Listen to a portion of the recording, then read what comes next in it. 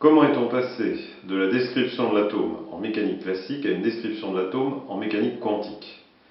Là encore, comme dans tout le reste de tout ce que l'on a vu sur la structure de la matière, c'est l'expérience qui a tranché. L'expérience a tranché en la défaveur du modèle de Bohr et de Rutherford de l'atome. En effet, la nature discrète, c'est-à-dire discontinue, de l'énergie dans l'atome, c'est-à-dire le fait que les électrons ne peuvent occuper que certains niveaux d'énergie, est mise en échec par la théorie de Bohr et Rutherford. Il faut donc un nouveau modèle. C'est l'idée de Louis de Broglie, un scientifique français, en 1924, que d'imaginer pour la matière, c'est-à-dire pour les atomes et donc pour les électrons dans les atomes, la même nature de comportement que pour la lumière. En effet, on a vu que la lumière pouvait avoir aussi bien un aspect ondulatoire qu'un aspect corpusculaire. C'est-à-dire que la lumière peut se présenter aussi bien sous la forme d'une onde que sous la forme de grains de matière, les photons. De Broglie a imaginé exactement la même chose pour la matière.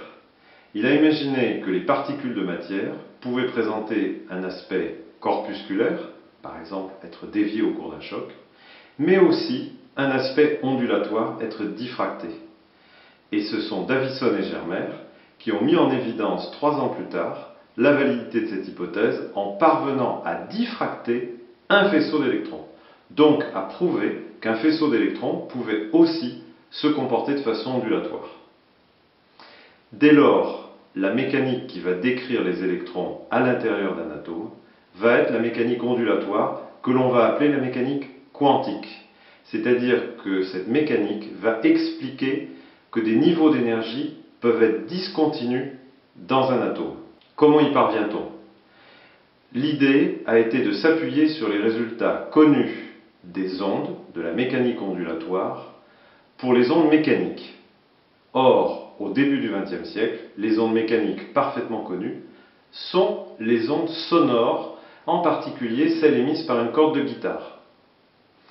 Et c'est à partir des équations de la corde de guitare que vont être établies les équations décrivant le comportement des électrons à l'intérieur d'un atome.